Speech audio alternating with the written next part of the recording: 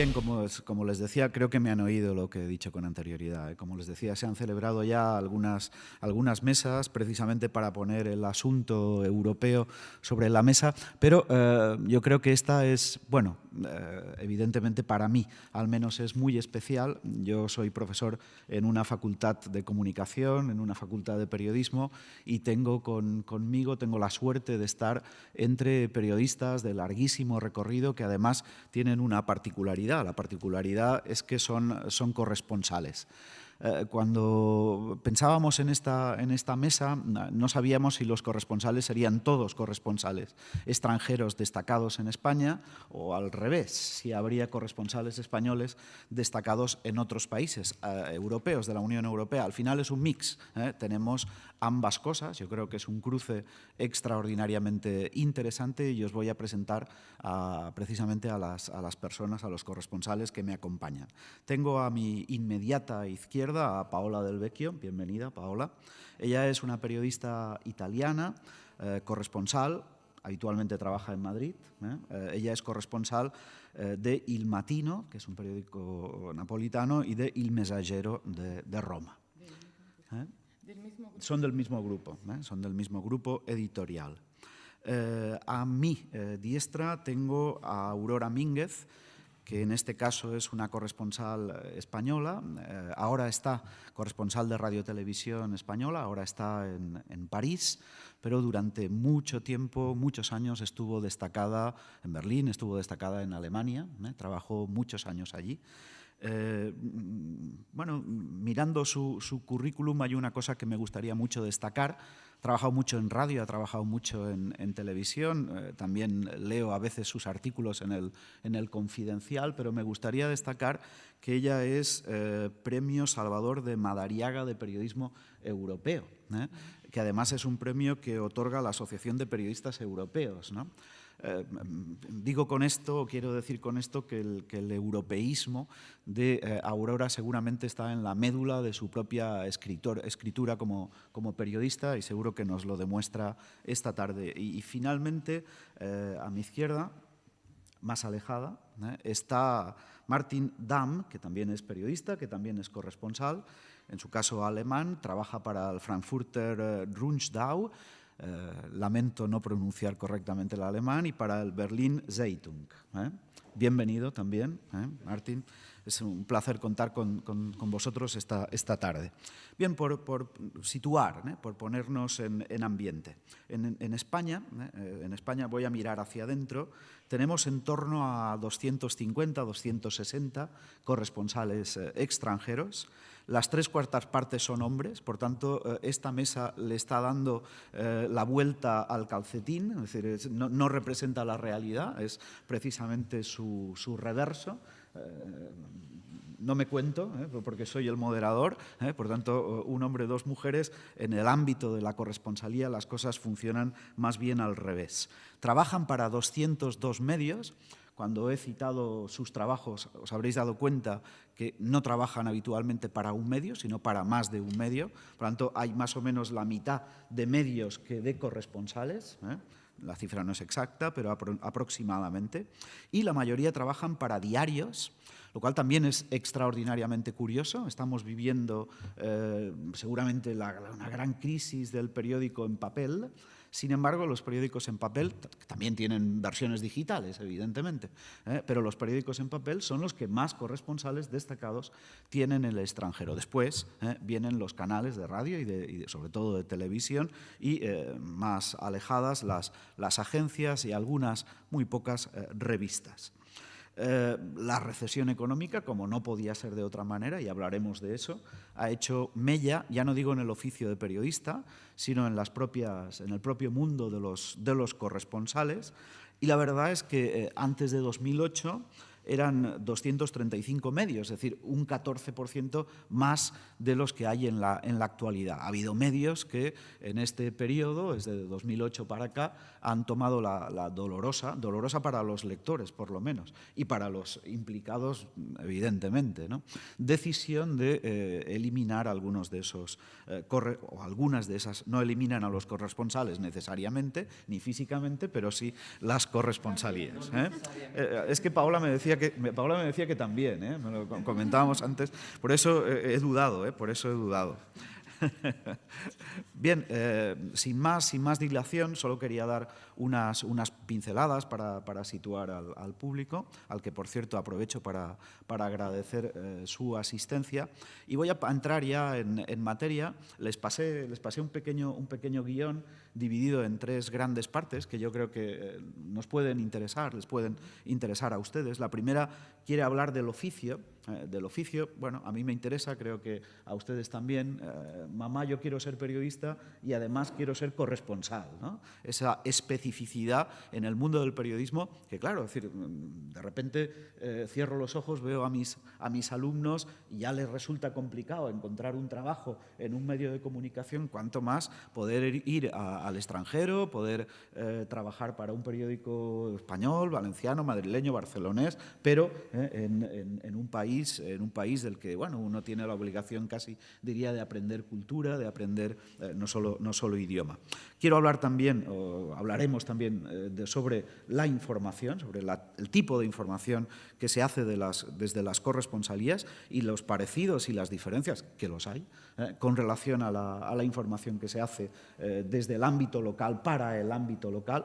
Y por último, la tercera en fin, parte de la mesa la dedicaremos, si nos da tiempo, la dedicaremos a las relaciones del periodismo desde la perspectiva de los corresponsales con el poder.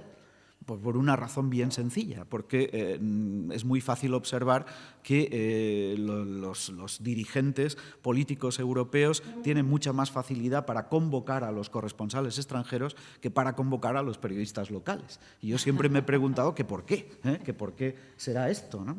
Entonces, ya está bien. Lo digo en general, por Rajoy en particular, efectivamente. Rajoy a los locales ni siquiera los convoca, a través de un plasma. A los extranjeros tampoco, ¿no? Tampoco. No, hubo uno, sí, ha habido algún momento. Sí. Bueno, vamos a empezar, si os parece, por el principio, por el ámbito de la profesión. A mí me gustaría que me contaseis cuál es la preparación, la general y la específica. La general como periodista, pero también y muy especialmente la específica. Le he leído alguna cosa a Aurora hablando de la importancia de los idiomas. Ahora la he oído hablar en francés, en alemán, en italiano. Es decir, la poliglotía seguramente es relevante. También me gustaría saber cómo se consigue que un medio finalmente te dé una corresponsalía, solo diciendo sé hablar en el idioma del país al que me gustaría que me destacases. No sé si eso es exactamente así o hay que hacer alguna cosa más. ¿Se presenta uno como freelance? Es decir, ¿qué relación hay entre la autonomía del periodista y el hecho de trabajar en plantilla en un determinado periódico o radio o televisión, evidentemente, medio de comunicación? ¿Qué relación tienen, o en vuestro caso teníais, con el país de acogida en el momento de trasladaros? Es decir, ¿fue por una decisión personal, por conocer un mundo nuevo, o no sé, o teníais familiares por aquí que os allanaron el camino? Bien, de momento no voy a hacer más preguntas porque creo que ya hay material para que arranquéis, y arrancad de la manera que queráis. ¿Aurora? Le paso el micro a Aurora. Te están señalando, Aurora.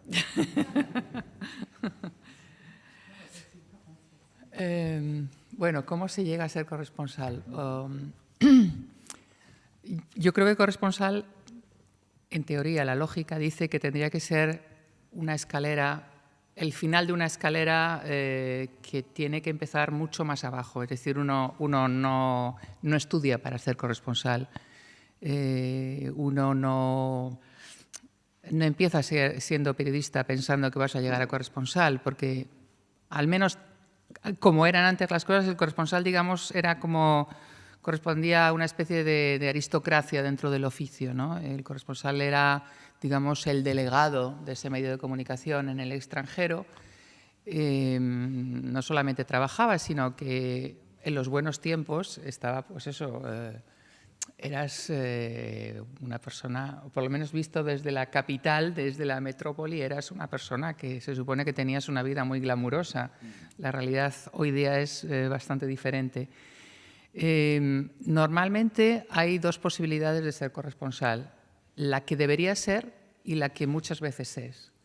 La que debería ser, y es como yo lo he hecho, como yo me formé, bueno, estudié periodismo no por amor al periodismo per se, estudié periodismo porque en aquellos momentos para ejercer como periodista tenías que tener el carnet de periodista, y el carnet de periodista había dos maneras de conseguirlas, por las escuelas profesionales de periodismo, que eso data de la época de Manuel Fraga Iribarne cuando era ministro del ramo,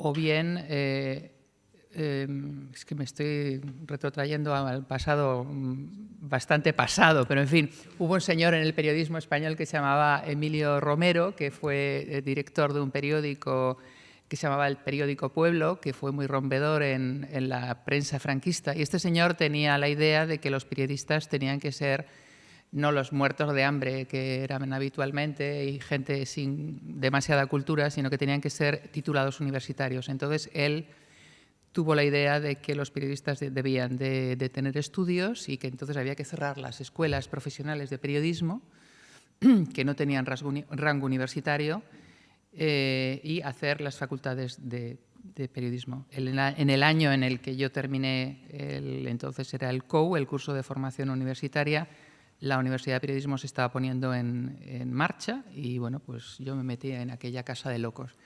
Siguió funcionando durante un tiempo todavía la escuela de la Iglesia, la Escuela de Periodistas de la Iglesia, que es la que ha nutrido a un periódico que entonces existía, que se llamaba El Ya, el que nutrió a la COPE, que sigue funcionando, la cadena COPE de los obispos.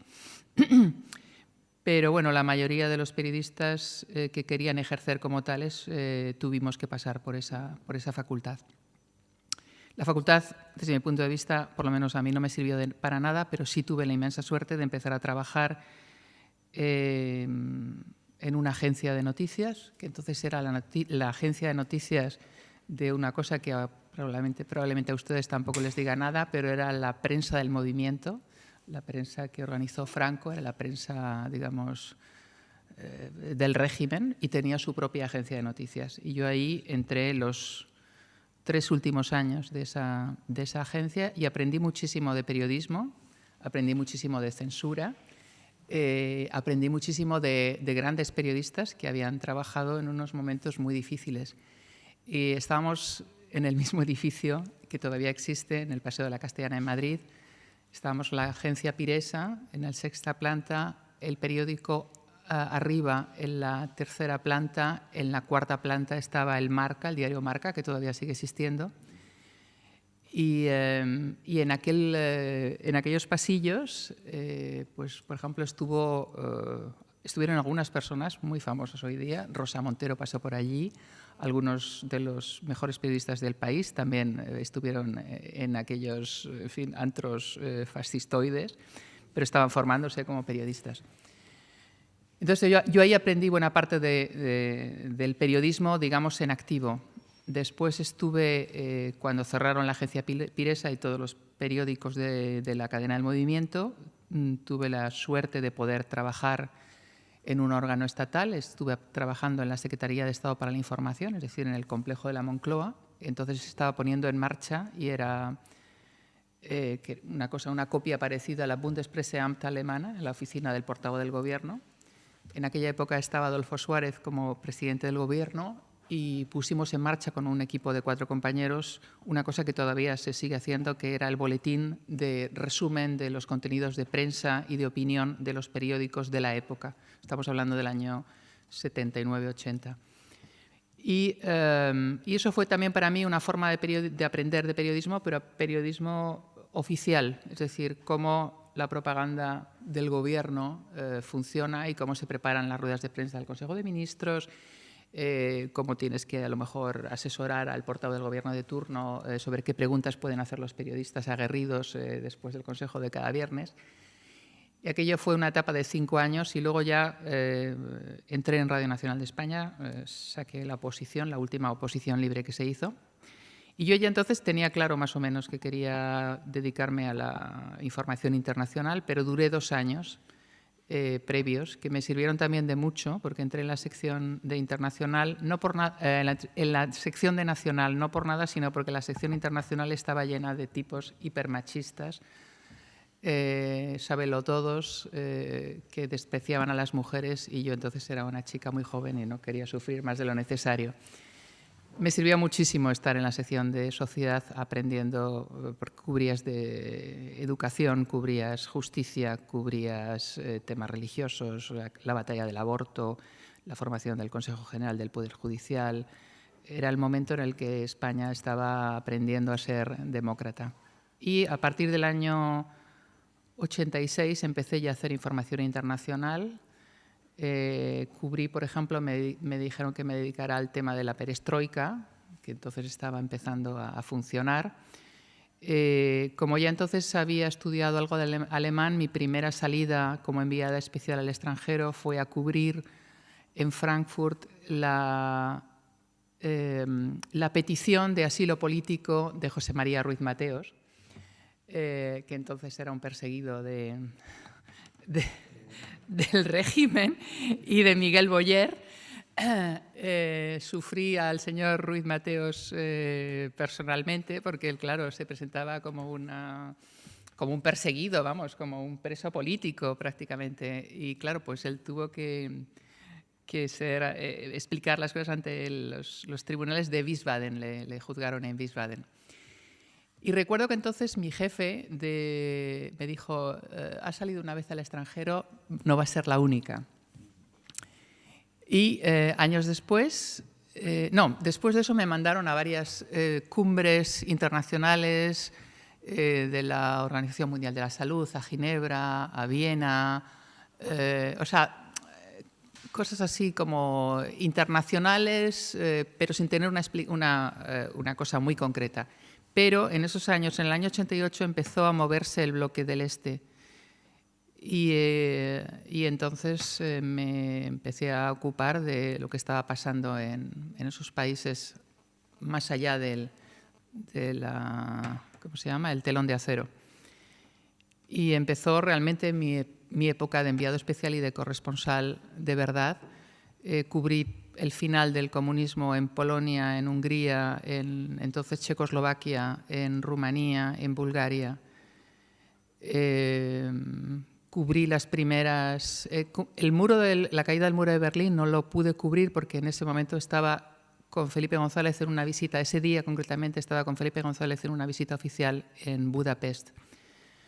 Pero sí fui después y cubrí las primeras elecciones democráticas de Alemania, la post-reunificación. Y como ya había desarrollado más o menos una cierta experiencia internacional, entonces me ofrecieron irme como corresponsal a Bonn. Entonces todavía la capital oficial era Bonn. Y bueno, pues llegué a Bonn en junio del año 92. Un año después me fui a Berlín porque no soportaba Bonn. Previamente, no, perdón, me he saltado una fase. Previamente, después de la caída del comunismo, estalló el conflicto en Yugoslavia.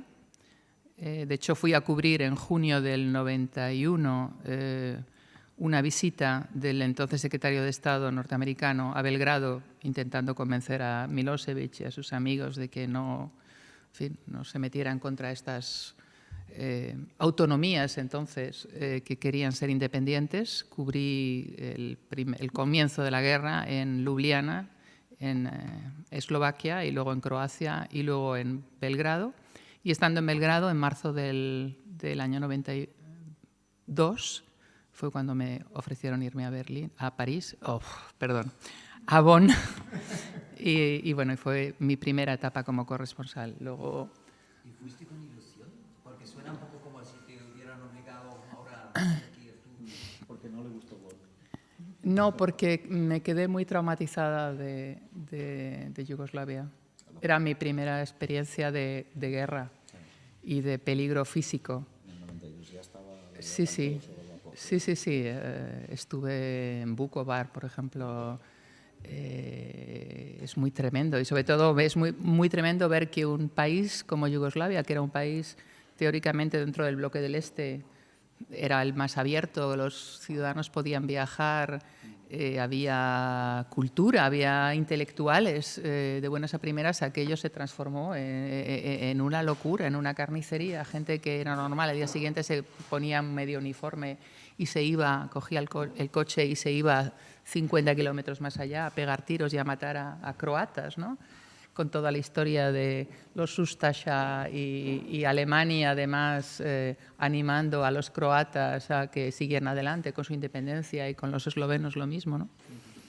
Así que, bueno, digamos, y ya cierro, esto fue el recorrido que yo entiendo que es un recorrido lógico de la formación paso a paso de un corresponsal, pero luego hay muchos otros recorridos ilógicos o, digamos, o recorridos alternativos. Y hay gente que cree que puede ser corresponsal así. Hay algunos que llegan como corresponsales a los sitios sin haber tenido experiencia previa, y hay muchos casos que, en fin, que podríamos mencionar. Y hay gente que llega a ser corresponsal por casualidad, porque no tiene nada que hacer en su país. Es lo que está ocurriendo ahora, por ejemplo, lo que yo he visto en los últimos años en Berlín, de chavales que han estudiado periodismo o cualquier otra cosa, que llegan a un sitio y que llaman a una redacción y le dicen: estoy aquí, ¿te interesa que te mande crónicas? Y entonces, bueno, pues les pagan 20 euros por crónica o 30 y mandan crónicas. Y si lo hacen bien, pues siguen mandando en la esperanza de que algún día les hagan fijos, pero en la mayoría de los casos son corresponsales, stringers, o sea, colaboradores, condenados, desgraciadamente para ellos, a además estar trabajando para varios sitios a la vez, para tener, digamos, para poder pagar el alquiler y el vivir y estas cosas, ¿no? Con lo cual son colaboradores que no fidelizan, pero no porque no quisieran fidelizar con un medio en concreto, sino porque la profesión en estos momentos está apostando por un modelo pues eso, low cost, con todo lo que eso comporta, con lo cual hay muy pocos medios de comunicación que puedan tener, como es el caso de Radio y Televisión Española, personas mandadas desde Madrid o que vienen de otra corresponsalía, que tienen un sueldo decente, que tienen una seguridad económica y que pueden más o menos planificar su vida, aunque solamente sea, como estamos ahora, contratos anuales. Es decir, que yo en teoría voy a estar hasta el 1 de julio, pero más no sé.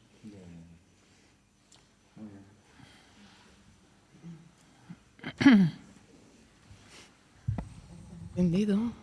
Sí. Bueno, yo también he llegado tarde a la corresponsalía, en el sentido que he empezado muy pronto, a los 19 años. El trabajo de periodista, había hecho la carrera universitaria de Ciencias Políticas a la vez que he empezado la práctica periodística, porque había abierto en Nápoles un diario, un pequeño diario, que era el único entonces,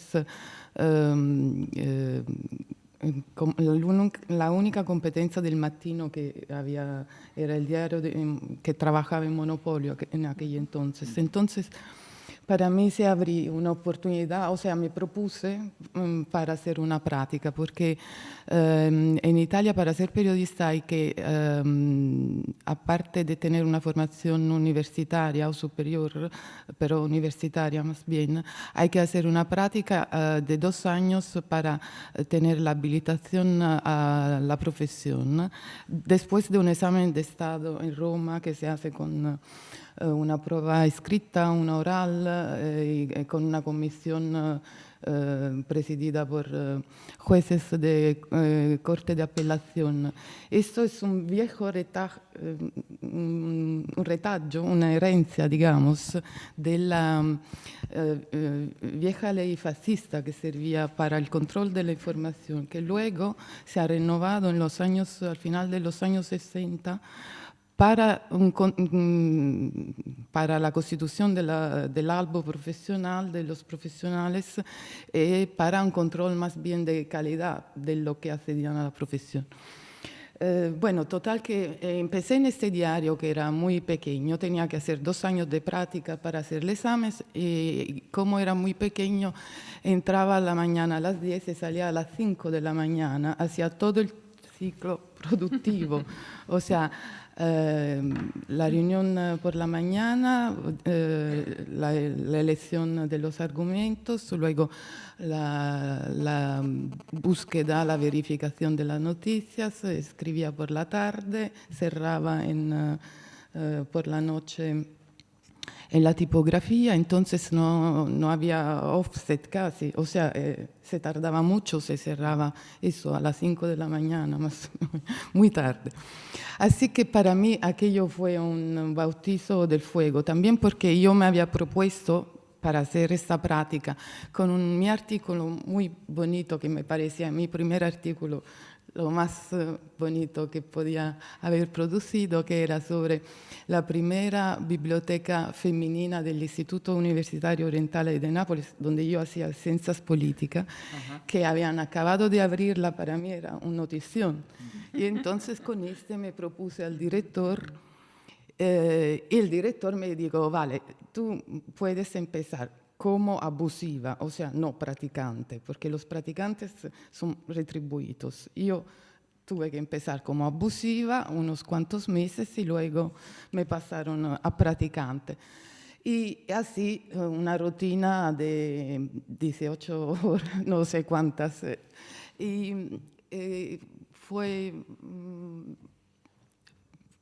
pasé como al examen a la primera, aunque en Italia si no pasa el examen tiene que repetir los 2 años de práctica, o sea, se tarda mucho luego para acceder. Esto para decir que una vez que fue ya profesional, cerró este diario, o sea que yo tuve que empezar un poco nuevo para entrar a trabajar en el único diario que había entonces. Y he hecho todo, digamos, la gaveta, he hecho todas las sesiones, he cubierto sobre todo durante 15 años la crónica judicial y la crónica de criminalidad organizada, pero sobre todo las 2 guerras de Camorra, toda la época de las investigaciones de Tangentopoli en Italia, que era un poco como, no como aquí Mano Limpias, era otra cosa. Y han sido años muy intensos, al final de los cuales yo he acabado como enviada en Italia a cubrir los principales hechos en el territorio nacional. Y se me han pasado muchos años muy duros, los 15 años que he trabajado, digamos, en el terreno en Nápoles con la criminalidad organizada y toda la parte judicial. Al principio ha sido duro porque me acuerdo que cuando empezaba, para mí la dificultad era en una guerra de Camorra donde había como 200 muertos que parecían todos iguales, con más o menos la misma dinámica, intentar reconstruir los hechos porque eran necesarios para que se formase una opinión pública sobre esos hechos. Entonces, la cosa para mí al principio era cómo llegar a la verdad de cada una de las víctimas, que es un poco complicado en el caso de la criminalidad organizada. Y también es bastante complicado por las fuentes, hay que tener fuentes no solo oficiales, sino directas, y esto conlleva bastante riesgo también, si tú no te callas, digamos, lo que las informaciones de las que puedes venir a conocimiento. Pero para mí era sobre todo una cuestión de necesidad de que no fuese todo indiscriminado, ¿no? Como la guerra hoy en México se mueren millares de víctimas y las mujeres están se vuelta en el desierto y no sabemos todavía por qué. O sea, lo saben solo las familias. Quiero decir que pensaba que era un poco el sentido de mi servicio público. Y luego cuando eso desgasta, después de 15 años me pasaron la Crónica Nacional para cubrir otros hechos. Empecé a viajar y empecé a viajar también fuera, alguna vez enviada, sobre todo en la zona de lengua española. En Cuba cubrí los Juegos Panamericanos, fue un par de veces enviada para reportaje, y en España también vine para el Prestige, y allí me di cuenta de la diferencia entre los hilitos que te lo cuentan y lo que luego ves que es cuando vas a la playa. Entonces, estos fue una temporada muy importante para España, porque era el último año del gobierno Aznar y todavía no había empezado. Y yo me encontré en España, digamos, a caballo entre la última administración Aznar y luego lo que pasó con los atentados del 11M. Entonces, negocié, yo, como no teníamos corresponsalía en España, el diario es un diario pequeño que tampoco se podía permitir un corresponsal de capital extranjera con todo lo que conlleva de gastos de piso, de coche, entonces negocié la corresponsalía con un director mi primer director que me dijo directamente que no, que como enviada era mejor utilizarme en Italia. Y luego con un segundo director amigo me dijo que tenía que digamos, para acceder a la corresponsalía tenía yo que pagar de mi parte, o sea, dimitir de mi contrato de enviada, de lo blindado, digamos, y acceder a un contrato mínimo bloqueado desde cero, digamos, casi, y ese era mi coste para seguir haciendo mi trabajo, en el sentido que yo tenía en el diario la perspectiva de hacer carrera interna que no me interesaba, o de jubilarme en el diario cada vez más redaccionalizada. Quiero decir que los enviados salíamos cada vez menos y teníamos que hacer un trabajo de desk cada vez más. Entonces sí elegí la profesión. Me interesaba contar un país extranjero, una cultura que siempre me ha gustado. En la universidad había estudiado cultura española, lengua, porque siempre me ha interesado. Y quería seguir trabajando, digamos, en un terreno. En el caso luego de un terreno grande como un país, era mucho más seducente para mí.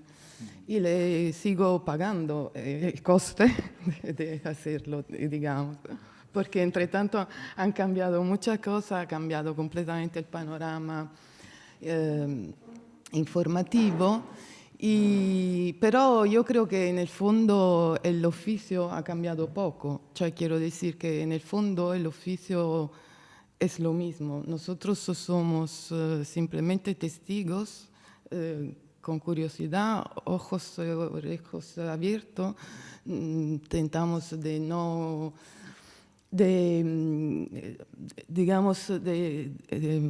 hacer las preguntas que se van hechas, no callarnos normalmente, y con buena fe, en el sentido de que ningún interés personal, sino un interés de servicio colectivo, intentar de imponer una agenda pública de la comunicación, cioè de lo que interesa a la gente y no lo que interesan a los medios o la política de lo que se hable, digamos. Cioè, quiero decir que sí. Yo creo que ha cambiado totalmente Sí. el oficio a través de Internet. Sí, esto también, pero... Sí, vamos sobre esto, claro, ahora vivimos una dictadura del clic, cioè que cuantas veces cuanto más rápido clicas y te consumas 3 noticias en 5 segundos, ¿no? Y claro, esto ha cambiado, pero hasta cierto punto. Y luego, si quieres, lo profundizamos, porque no quiero dejar Martín sin Un ratito. Solo quería decir que la nuestra es la profesión más fácil del mundo porque no hacemos nada, escribimos sobre lo que hacen otros. Y es bastante llamativo lo muchos malos periodistas que hay, ¿no? Con lo fácil que es en principio, porque al final no es tan fácil. Mi historia palidece un poco al lado de mis compañeras. Pero yo tuve un coche durante 3 años, cosa que no se lo recomiendo a nadie, pero allí de vez en cuando recogía autoestopistas. Y hablábamos de periodismo, y uno me dijo, yo quiero ser corresponsal. Este no tenía ninguna experiencia periodística, no sabía, pero le gustaba esa idea de, corresponsal. Y yo pensaba, bueno, eso no sueñas con ser corresponsal, como mucho puedes soñar con ser periodista, como yo soñaba en ese momento. Y luego en mi caso se han juntado 2 hilos para llegar luego a España. Un hilo era mi creciente interés por España y el otro a ver cómo me meto en este mundo periodístico, que yo siempre me imaginaba muy difícil, ¿no? ¿Cómo uno se hace periodista? Y luego durante mi carrera en la universidad, yo estudié economía. Tuve la oportunidad de entrar en un periódico de estos que se alegran de cualquiera que quiera hacer algo porque no pagan, ¿no? Un periódico alternativo. Y yo creo que esa fase de autoexplotación es casi inevitable, ¿no? Vosotros lo habéis contado, que hay un momento que simplemente dices, quiero probarme. Y yo creo que eso hoy en día es más fácil, porque la gente se puede meter en delante de su propio ordenador y hacer un blog que a lo mejor llama la atención, no sé. Pero en ese momento, para ser publicado, necesitabas a alguien que te quería publicar. Y yo lo encontré con ese periódico. Y realmente fue el primer paso para luego poder mostrar Arbeitsproben, no pruebas de lo que tú habías hecho para luego conseguir otras cosas. Y así conseguí unas prácticas de un mes solo en el estudio de la radio pública en Göttingen, donde yo estudiaba, y yo me acuerdo que estaba yendo en la bici y me acordaba de esa noticia que podría empezar a hacer estas prácticas y pensé, esta ha sido mi cuña que abre la brecha para que yo entre en ese mundo. Y realmente fue así. Porque una vez que tienes la oportunidad de trabajar en un medio reconocido, importante, si sabes hacerlo más o menos bien, claro, luego eso resulta la dificultad, a lo mejor realmente te abre puertas. Y en mi caso fue así, tuve la suerte de luego poder hacer una formación.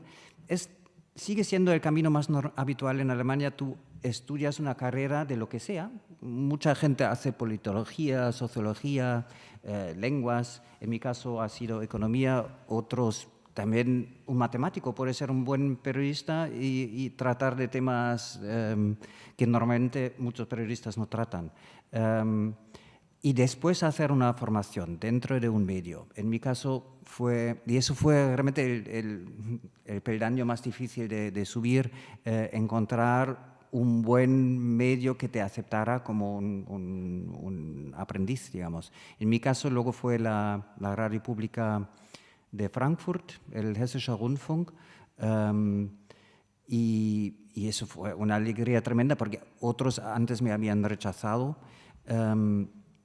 Y al entrar allí, en el primer mes nos enseñaron todas las posibilidades, me di cuenta que tenían su estudio en el extranjero, porque forma parte de una cadena, la cadena pública, que son diferentes emisoras y cada emisora tiene un corresponsal en algún sitio. Y precisamente estos tenían su corresponsal en Madrid.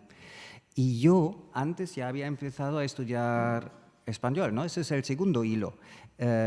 Y más bien pensando, eso es una lengua importante. Se habla en medio mundo, pensaba más en una imagen vaga que tenía de Latinoamérica, eso me gustaría viajar por ahí. No había pensado tanto en España.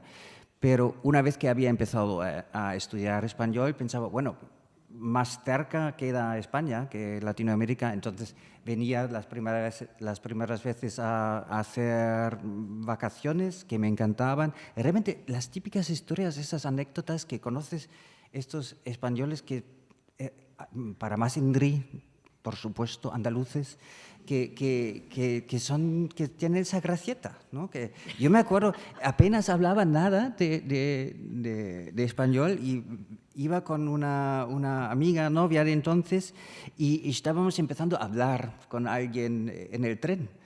Y en algún momento dijo, claro, yo soy feo, y nosotros no conocíamos la palabra feo, porque realmente muy básicos nuestros conocimientos. Entonces él enseñaba a mi novia y dice, guapa, y esa palabra la conocíamos, feo. Entonces entendíamos, ¿no? Entonces esa simpatía realmente parece un poco, no, lo siento, es demasiado tópico, pero algo de eso había que me atraía. Pensaba, ese país tiene eso, aquello que no lo conocía antes. Entonces volvía casi todos los años para aprender español, para hacer cursos de español. Y así, ¿no? Ese hilo, porque mi preparación para España casi fue a través de eso. Incluso luego en Göttingen, donde estudiaba, empezaba a conocer a españoles, que los españoles normalmente en el extranjero se juntan entre sí y aceptan a uno o dos que a lo mejor también se interesan mucho por España, ¿no? Al parecer sigue siendo un problema de muchos españoles que van a Irlanda o Inglaterra para aprender inglés y al final han aprendido muy bien cocinar y poco más. Entonces, cuando yo me enteré que yo podría ir durante mi formación, durante un mes a Madrid, pensaba, genial, genial, eso lo voy a intentar. Y así fue, eso fue en el 93 y allí vi cómo trabaja un corresponsal, porque yo siempre me imaginaba, pero ¿cómo saben todo esto, lo que escriben, ¿no? Y allí me enteré, claro, que tenemos muchos colaboradores que es la prensa local. Suena banal, dices, solo copias lo que hace la prensa local, pero por lo menos te pone en antecedentes, ya entiendes lo que pasa. Hoy en día es incluso más fácil con la red. Entonces, por lo menos era algo imaginable. Volví a Frankfurt, seguí trabajando allí durante un año y tomé la decisión de atreverme a venir a España y ser un corresponsal autónomo, freelance. Y yo sé que a mis padres no les hacía demasiada gracia. Mi padre, funcionario, profesor, y, este se atreve, nunca se sabe si eso va a salir. Y a la vez me habían ofrecido un puesto fijo en la redacción de noticias. Y pensaba, redacción de noticias, eso a mí no me sonaba aburrido. Me pensaba, no, pero un puesto en la radio pública en Alemania, no sé, yo creo que aquí es un poco parecido, es como ser funcionario. Tú sabes ya, si empiezas así, no te van a echar, a no ser que hagas algo muy, muy mal, vas a tener una pensión por encima del promedio. Y yo pensaba, pero yo quiero, no sé, yo no había hecho Erasmus, por ejemplo. Pensaba, por lo menos algunos años de experiencia en el extranjero. Eso fue muy personal, no pensaba tanto en qué es el buen periodismo. Eso, al parecer, los redactores, los medios pensaban, este lo hace lo suficientemente bien, entonces tenía esa confianza, ya voy a saber hacerlo, ya conocía España. Entonces yo escribí una carta, hacía un resumen de lo que me parecía que era lo más interesante de España y se lo mandé a por lo menos 50 periódicos alemanes locales y creo que me contestaron 2 o 3 y decían, sí, nos podría interesar. Entonces me eché a la aventura. Un año, el primer año apenas gané nada, daba clases de alemán también. En el segundo año ya ganaba lo suficiente para justo sobrevivir y luego desde entonces he tenido, porque aquí ponen 2 periódicos, pero yo colaboro en total con 12. Y eso es la forma en la que yo me gano la vida, y bien, hay que decir, lo suficientemente bien. Si probablemente tuviera un puesto de redactor de las noticias en la radio pública en Frankfurt, ganaría más, pero estaría un poco más amargado, me temo.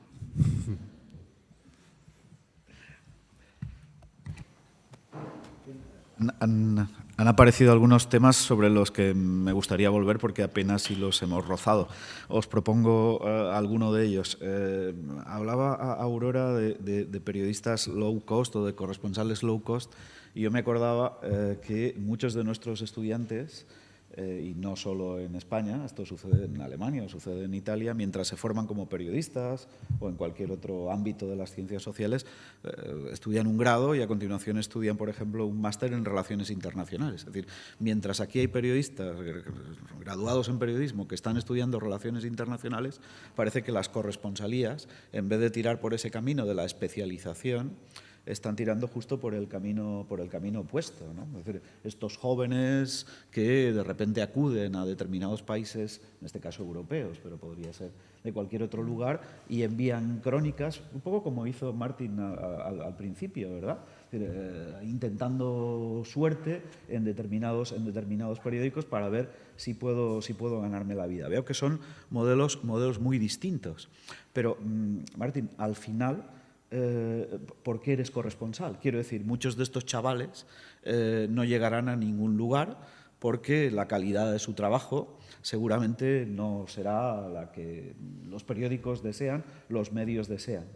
¿Qué hay que hacer para ser corresponsal en el sentido de qué tipo de calidad hay que darle a los artículos? Y esto quiero que enlace con otra cuestión que ha planteado Martin, y es que has dicho que ¿cómo saben tanto los corresponsales? Es verdad que cuando lees a un corresponsal dices, qué enterado está este tipo. Yo soy historiador y, por ejemplo, leo embajadores, los textos de los embajadores, cuando los archivos están accesibles, y siempre pienso lo mismo, ¿cuánto saben los embajadores? ¿Qué canales de información tienen? Pero es que me pasa lo mismo muchas veces con los corresponsales.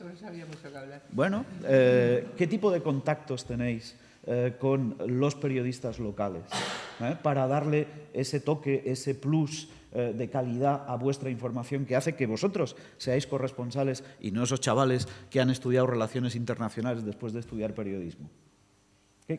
¿Cuál es el plus? En el caso de Paola ya lo he visto. Estudió Tangentópolis, quiero decir, actuó sobre la Camorra y sobre Tangentópolis y se vino a España. No, bueno, no solo eso, pero cuando yo... Sí. No, digo, cuando me vine aquí, la primera cosa que hizo fue ir a la Procura Anticorrupción e entrevistar a Villarejo.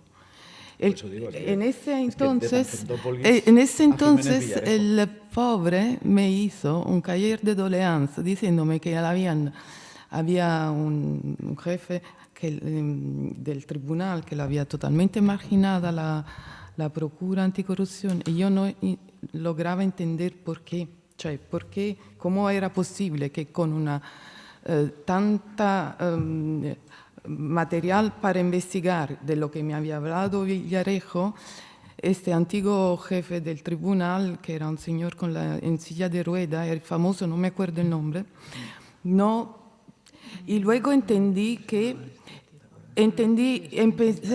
a entender la diferencia de verdad entre los dos países, porque pensaba al principio que eran muy parecidos, entonces tenía que ser muy parecido. Empecé allí a entender por qué no era tan parecido, porque la historia muy larga y distinta que había vivido este país, que al final era un punto de vista muy distinto. Perdona si he interrumpido. No has interrumpido nada. Acabas de decir una cosa tremenda, Paula. Acabas de decir que el sistema de justicia español estaba contaminado por un pasado muy reciente y eso lo diferenciaba del italiano, que bueno, pues había pasado mucho más tiempo desde... Pero más que la historia del pasado reciente, al final me he dado cuenta que quizá no es una auténtica separación de poderes del Estado, porque el de la della magistratura no es independiente dall'esecutivo. Y esto quizá luego es toda la causa de los problemas que pero, a mí me gustaría llegar a algo más básico, ¿no? Lo que hace un periodista. Me imagino que muchos de vosotros por lo menos conocéis el intermedio y el Gran Wyoming, que es muy divertido y todo, pero es un entrevistador pésimo, ¿no? Cuando él hace una pregunta, lee el guión y luego la persona contesta y él dice, Entonces, con ese te das cuenta, la respuesta ha terminado, tengo otra pregunta en el guión, tengo que hacerla. La actitud de un periodista es no hacer sino, ¿y eso? Explícame más, llegar de una cosa a otra. Lo hemos hablado hoy también, a nosotros también de vez en cuando nos entrevistan y muchos estudiantes también de periodismo. Y ahí no notas las diferencias entre los que piensas, estos podrían ser periodistas algún día, y otros que parece que, ¿por qué han venido? ¿Por qué quieren de mí? ¿Se interesan realmente por mí? Entonces, el interés en casi cualquier cosa es la capacidad número uno. Y suena tan banal, pero al parecer a mucha gente le falta esa curiosidad, ¿no? Y luego, y también suena banal y suena creído eso, pero cierta inteligencia. Hay que entender luego lo que te han dicho y luego cierto talento para luego escribir todo eso de una forma amena. Casi es lo menos importante. Una vez que tienes la inteligencia de haber entendido la historia, la organizas bien y no hace falta mucha genialidad para que te rías. Si tienes un toque de genialidad no estorba, pero si es lo único, más importante es la cabeza para entender las cosas. Esos serían para mí, ¿cómo se dice?, habilidades fundamentales para ser un buen periodista. Y todo eso, en el fondo, son habilidades para muchas profesiones, ¿no? Que no nos distingue tanto, pero a lo mejor por eso de lo que he dicho antes, mira, con lo fácil que es nuestra profesión, porque hay tantos profesionales malos, porque o les falta la curiosidad o les falta la inteligencia. Yo he llegado a esa conclusión que eso es lo que distingue a un buen periodista de un mal periodista. Sobre el caso que nos hace especial para entender España, a lo mejor mejor que un periodista local. Yo no creo que sea el caso, nunca. Primero, hay que pensar, muchos corresponsales están en casa, detrás de su escritorio, y antes seguían el telex, ¿no? la máquina de telex donde llegaban las noticias de las agencias. Hoy están probablemente en internet, no sé, y desde casa hacen todo. Yo hago muchas cosas también desde casa, no hay que pensar, pero yo creo que es inevitable, porque en parte tu trabajo consiste en explicar algo que para un local, en nuestro caso para un español, se sobreentiende. Como tú has dicho, de repente te piden un artículo de 20 líneas, explícame el sistema social de España, el tema fiscal de España. Y necesitas saber, no necesitas ahí fuentes específicas, sino tienes que entender bien el país y tienes que tener esa capacidad de resumir cosas en pocas líneas. ¿Sí? La capacidad de síntesis es bastante importante, diría yo, en nuestro trabajo. Es casi más importante que lo de las fuentes y saber algo específico. Sobre lo demás me gustaría hablar más tarde casi, porque si no, no paro yo de hablar aquí.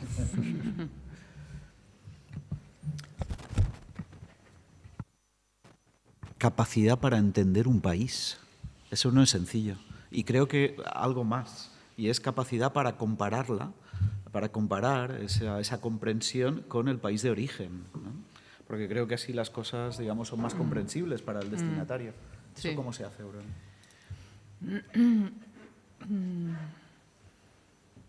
Decía que está muy mal esto de que te digan con solamente un mes de antelación, tú te vas de corresponsal. Y creo que en eso, por ejemplo, los alemanes tienen un método mucho mejor. Y es que te dicen con un año o con 6 meses, ¿te apetece irte a tal sitio? O bien tú postulas para irte a tal sitio. Entonces, te te empiezas a leer todo lo que encuentras, te das tus clases, te haces un par de viajes previos, hablas con el embajador del país de turno, si existe ese embajador en donde tú estás. Bueno, buscas la manera de que no llegues allí en plan paracaidistas, que es como llegan los enviados especiales cuando hay grandes crisis, y entonces llegan allí y no han terminado de aterrizar y ya están haciendo la primera crónica, sobre todo los de medios audiovisuales, ¿no? Y no sabes nada, ni lo que ha pasado. El Compañeros de Madrid te está diciendo, pues el golpe de Estado acaba de ser reivindicado por, yo qué sé, por Putin y tal, y tú dices, pues parece que el golpe de Estado, pero no sabes nada, no tienes ni idea, no sabes ni de qué hablan en ese país. Bueno, pues eso es muy normal, desgraciadamente. Y con los corresponsales, desgraciadamente, también ocurre. O sea, hay corresponsales que de buenas a primeras le dicen que te tienes que ir a tal sitio porque yo qué sé, pues porque el corresponsal que estaba ha dicho que está harto, y es razonable porque esta es una profesión que es como el sacerdocio. Entonces, para ser un buen corresponsal deberías de tener tiempo para prepararte para ser un corresponsal. Y yo digo, y creo en eso discrepamos, Martí, yo no creo que esta sea una profesión fácil, en absoluto. Para ser un mal corresponsal, por supuesto, o para ser un mal periodista es facilísimo. O sea, los hay a patadas. Pero si tienes un mínimo de autoexigencia y si perteneces a una escuela que a lo mejor es de autoexigencia como es la mía, yo lo que hago muchas veces es avergonzarme de lo audaces que son algunas personas que llegan a los sitios y empiezan a escribir y empiezan a hablar como si acabaran de llegar. Y entre este grupo están todos estos corresponsales kamikazes que llegan sin saber una palabra ni de la lengua ni conocer absolutamente nada y empiezan, que a mí me ha ocurrido, a explicarme lo que está pasando en ese país. En fin, yo llevo 2 años y medio en Francia ahora. Ahora es cuando estoy empezando a enterarme, a comprender realmente de qué va ese país. Y mira que lo conocía previamente y había estado muchas veces, y en fin, y mi primer idioma, el que aprendí cuando era niña, era el francés, pero honestamente es ahora cuando mis crónicas son buenas. Es ahora cuando yo sé si Hollande es bueno o malo, si ha hecho bueno o mal. Es cuando ya tienes tu pequeño círculo de personas con las que has estado hablando y, oye, ¿y este tío de qué va? Y Ségolène es tonta, ¿no? Porque a mí me parece que... Sí, claro, porque no te puedes fiar de lo que dice el país. O sea, el país dirá unas cosas y dirá otras. Ayer o antes de ayer leí una crónica del corresponsal nuevo que tiene el Mundo en París. Y francamente, estaba llena de errores. Claro, él acaba de llegar, pero dices, pues claro, pues que necesitas tiempo para enterarte. Así que... Solo quiero decir, no discrepamos. Simplemente digo, en el fondo es una profesión fácil, pero obviamente tienes que tener la responsabilidad. Tienes que tener tus fuentes. Y un sentido de responsabilidad, entre otras cosas. Sí. Y el feeling del país, es decir, que tú tienes que levantarte todas las mañanas, escuchar la radio y decir, a ver este país, ¿cómo se respira hoy? O sea, ¿cuál es la noticia aquí importante? ¿De qué habla la gente cuando te vas a la esquina a tomarte un café? Los periódicos, las primeras páginas... ¿De qué hablan hoy en la Asamblea Nacional? ¿Cuál es el debate o en la Asamblea Nacional o en el Bundestag o lo que sea? Y necesitas tiempo hasta que realmente tú vives... exacto, lo mismo que hasta que el día que te interesas quién está hoy en la Bundesliga, o sea, quién va a ganar, o yo qué sé, o el propio equipo, el próximo de la Champions, quién está enfrentándose con quién, o yo qué sé, o quién ha ganado el MasterChef versión italiana, no sé. Entonces, para eso necesitas tiempo. Y un corresponsal, o sea, un chaval, con todos mis respetos, yo he sido también chaval y también he llegado, y cuando llegué a Bonn probablemente no sabía nada de nada. Y tardé mucho tiempo en enterarme de qué iba esa película. O sea que hasta el segundo año, el trabajo que tú haces es... Pues nada, pues hacer lo que puedes. O sea, tú. Sí, Y luego lo de Internet, que eso es lo que ha eso cambiado quiere nuestra decir, profesión. se necesita tiempo y yo el primer año que vine aquí lo pasé enteramente viajando por el país, porque esta era otra. Entonces los diarios nos pagaban los Claro. desplazamientos y tú podías conocer un país, no solo la ciudad donde vives o donde llegan tus amigos, que son muchos, pero si no lo ves, no lo conoces, no lo tocas. Y dicho eso, cuando yo he tenido que integrar mi sueldo, que mi diario no me daba, con la agencia, he trabajado para la Agencia Italiana de Noticias durante 11 años, he llevado la corresponsalía de Lanza hasta el año pasado que le he dejado, y allí te das cuenta que la rapidez de la información y sobre todo el hecho que tú eres uno solo, cuando haría falta una entera redacción, sobre todo si cobres todo, te das cuenta que de las dos una, o estás haciendo mal tu trabajo, o la mayoría de las fuentes la verificas por teléfono, que es otra cosa, es una forma distinta. Y luego, en los últimos años, la competencia ya no con la otra agencia de noticias, sino con la web .2. Esto quiere decir que la misma agencia se puede convertir simplemente en una correa de transmisión de una información que luego encuentra muchas cajas de resonancia, pero la fuente de la información no ya la cita ni tan siquiera la Reuters. Quiero decir, eso es el problema. El problema es que luego no se puede volver a esta fuente ni identificarla para saber si tenía el interés a que esa información circulara. Y como nadie en el proceso hace la verificación, lo hemos visto aquí con el caso de Nadia, ¿no? En España, es paradigmático de esto, porque allí después años se han hecho la verificación de la información que se tenía que haber hecho en el minuto 1. Y luego se pide disculpa, el director del Mundo que pedía disculpa porque había confiado en un señor, en una causa. Es que tú no estás allí, nosotros no estamos aquí para hacer esto, pero ahora estamos todos a riesgo de hacer estos errores, que no son errores profesionales y ya está.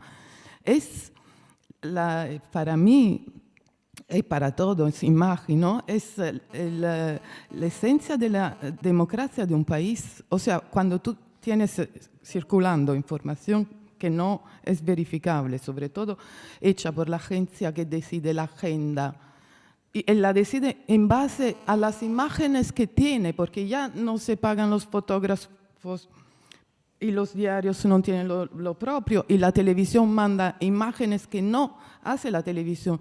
Cuando tú estás participando a un meeting político, si no tienes tu imagen, tu mirada, no puedes tener la sensibilidad de entender hasta el final una noticia, un discurso, contextualizarlo también. Entonces nosotros tenemos casi, no es solo la prensa local, ¿no? Es también cómo se llega al final a confeccionar el producto total.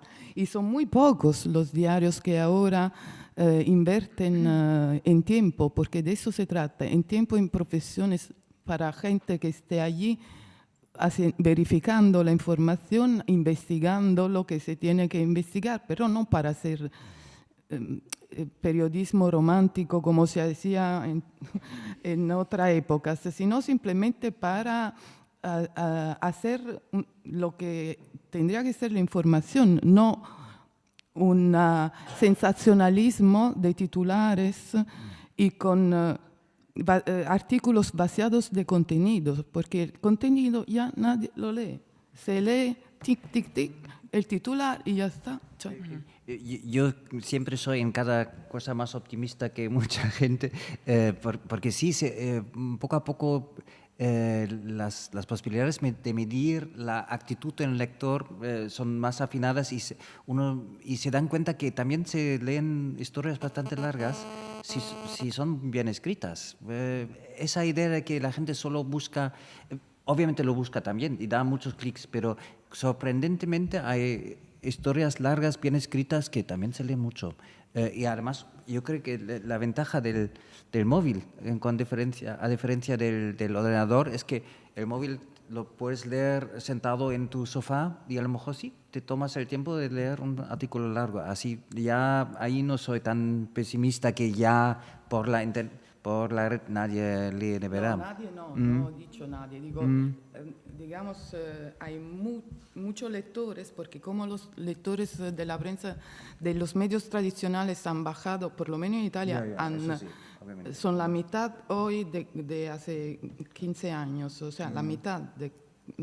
Entonces imagino que la mayoría de los lectores, digamos, de las web, son lectores más rápidos, ¿no? Y entonces lo que coge la atención son los titulares sensacionalistas, a ti y a mí también, como periodista. Luego lo vas leyendo y vas aterrizando, ¿no? Y ves si tiene fondo o no lo tiene. Pero mantener este espíritu crítico, quiero decir, esto es difícil hoy en día con, digamos, esta información que se retroalimenta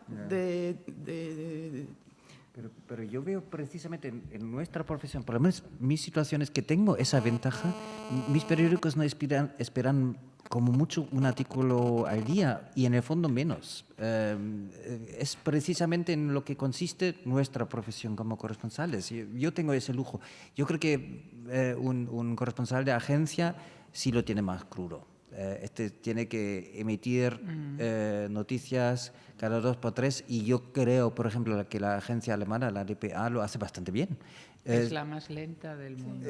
Pero sabiendo que tampoco apenas salen de su despacho, yo insisto bastante, fíjate, obviamente es muy importante hablar con mucha gente, tener fuentes y todo, pero en lo de la inteligencia suena muy crudo, pero en el caso de Nadia, ¿no? Todos conocéis el caso de Nadia, lo de la niña que su padre se inventaba una historia, eso. Antes de investigar tienes que escuchar la historia y decir, eso puede ser verdad. Y nosotros leímos la historia en El Mundo y dices, pero vaya chorrada que nos están contando. Te choca, a primera vista ves que eso es muy poco probable que sea verdad. Entonces, que un periodista que ha escrito esa historia no lo ha visto, que su redactor no lo ha visto, no sé quién más tiene responsabilidad en el periódico, y luego un montón de periodistas famosos de España, como Ana Pastor, o Jordi Évole, o Susana Griso, retuitean esa historia. Digo, les falta lo más básico, que es antes del espíritu periodístico de comprobar fuentes, decir, ¿eso es probable o no lo es? Pero de esto se trata. Y luego lo segundo, porque a veces, a veces a lo mejor un medio no tiene ni las posibilidades de investigar, pero entonces dices, mira, este padre me dice que que quiere llevar a su hija a un médico en Estados Unidos que tiene una terapia milagrosa. Entonces le pregunto, ¿y quién es ese médico? Y me dice, no te lo puedo decir. Entonces dices, esa historia se ha muerto en este momento. Si luego tienes las posibilidades para investigar, sigues investigando un poco. Pero en ese momento tienes que saber distinguir. Por eso insisto siempre en lo de la inteligencia, que no es tanto algún don periodístico específico, sino lo que todos deberíamos tener. Sí, es lo que tú llamas inteligencia y yo lo llamo, digamos, sentido común. Quiero decir que es que lo que cuenta el padre de esa niña es inaudito. El sentido común es lo menos común. Sí, pero quiero decir que el hecho que todos esos grandes periodistas hayan fallado todos, habla de lo que yo estaba hablando antes sobre la rapidez de la información, que ya por la que ya no es importante verificar y tomarse el tiempo de la verifica, porque es más importante dar el titular, hacer el servicio sensacionalista. Y esto es la cuestión, es exactamente lo mismo, pero con la agravante que al final es una bola de nieve que claramente acabará estrellándose, pero hará mucho más daño cuanto más crece y más rápidamente crece, quiero decir, ¿sabes? Al final siempre, yo creo que al final siempre, cuando leía el otro día a Cebrián, el administrador, el consejero delegado de Prisa, que decía que la realidad no nos estropea una buena historia, ¿no? Era un poco el lema.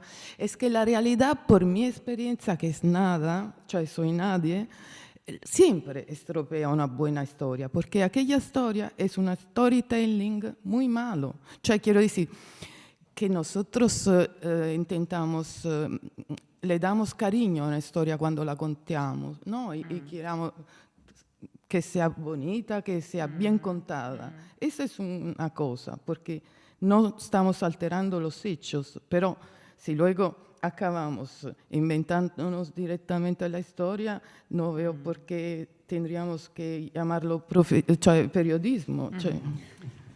¿Puedo? Sí, claro, no te dejamos. No, es que estáis diciendo muchas cosas y estoy apuntando y creo que podemos hacer, digamos, una especie de sumario básico. El periodismo ya no es lo que era, en el sentido de las redacciones de periodismo, de periodistas, las redacciones de los grandes periódicos hace 40, 50, 60 años eran muy diferentes de las actuales. Ya no solamente porque hay gente joven que se pasan 8, 10 o 12 horas delante de una pantalla de ordenador y que no quieren salir de ahí y que lo que hacen es lo que dicen cruzar datos, ¿no? Y a partir de ahí construyen historias. El periodismo que yo conocí, y probablemente eso era ya el final del periodismo, eran redacciones en las que había mucha gente mayor y los que llegábamos nuevos lo que hacíamos era arrimarnos al que te parecía que era más listo para aprender de él, porque ese era el periodista cínico, siempre a lo mejor con el cigarrillo aquí en la comisura del labio, que había hecho miles de historias, que tenía millones de anécdotas, que te corregía un texto y que sabía un montón de periodismo y sabía que este ministro que hoy decía que era tal historia, hacía 10 años había hecho tal y tal, tenía memoria histórica y sabía detectar más que nada si el padre de Nerea era un sinvergüenza, que encima había estado en la cárcel y que cuando la niña nació ahí había también dudas sobre si él es el padre biológico, etc. Es decir, que lo de hacer historia, lo de hacer preguntas, también tú necesitas a alguien que te enseñe a hacer preguntas. Entonces, esas redacciones ya no existen, con lo cual te falta el referente, el veterano, que te diga, mira, le vas a este tío y le dices tal. Y esta pregunta, tal y como la has formulado, no vas a sacar el jugo al asunto. Mejor enfoca por ahí. O léete esto y vas a saber. Entonces, eso no existe. Segundo, el periodismo antes no era un negocio. O sea, el periodismo era un servicio público. Era lo que alguna vez se llamó el cuarto poder, que yo ya no sé si es el cuarto poder. Pero los empresarios de prensa no estaban para ganar dinero. Estaban para hacer algo que era estar contra el poder, defender la verdad, que a lo mejor eso suena muy norteamericano, pero es que ahora los periódicos están en manos de los bancos, los periódicos están en manos de las personas que han invertido ahí, el Grupo Planeta, Telefónica, el Banco de Santander. Cuando decía el otro día con un gran cinismo Juan Luis Cebrián de que el País es un periódico independiente y alguien le preguntaba, sí, pero usted no publica ninguna información crítica del Santander o del Banco de Bilbao o cualquier otra historia, porque los dueños son ellos. O sea, ¿y de dónde ha sacado el dinero Cebrián para cobrar 13 millones de euros cuando al mismo tiempo estaba llevando a cabo el ERE? Pues de esos que son los que han comprado las deudas. Así que el periodismo ha cambiado desde esos dos puntos de vista. No hay veteranos, ha perdido la cuestión del servicio público. Y tercero, Internet nos ha cambiado la vida, porque lo que es importante es la rapidez, no tener el tiempo para hacer el fact-checking, es decir, para ver exactamente qué es lo que hay detrás de la noticia. Ahora todo tiene que ser rápido y a los empresarios de prensa lo que les interesa es que la noticia sea muchas veces pinchada. Y, de hecho, en El País y en otros periódicos, ahora el grueso de la redacción está en la versión digital. Los mayores, los que ya no quieren nadie, son los que están haciendo el periódico de papel. Y en prácticamente 2 años, según me comentan los compañeros que trabajan en El País, el periódico en papel ya no va a existir, porque nadie lo compra, aparte de que ha sufrido la crisis que ha sufrido, que todos conocéis, con el tema... si no ponen los contenidos en el de papel, si no ponen el diario de papel del día después, los mismos contenidos que han tenido en la web el día anterior, es claro que la gente no se lo va a comprar. Cioè, esto es una de las causas de la crisis de los diarios de papel, el hecho que la competencia viene de la web del mismo editor, cioè, quiero decir que esto no es secundario, yo creo que no es inocente, así como toda la crisis de los medios, por la que nosotros al final los diarios no pueden invertir en periodistas, medios y recursos, es que no es neutral, porque en Italia, y hago el ejemplo, lo que tú decías antes, coinciden los primeros 4, los más ricos en Italia, los 4 son empresas que controlan los 4 principales diarios italianos. O sea, quiero decir, es verdad que nosotros ya en principio no tendríamos por qué ser un servicio público como somos comprados, pero yo creo que un periodista al final nunca se compra el derecho de autor y tú puedes retirar tu firma si no estás conforme, pero no te puedes tú eximir de escribir lo que has reconstruido con tu trabajo.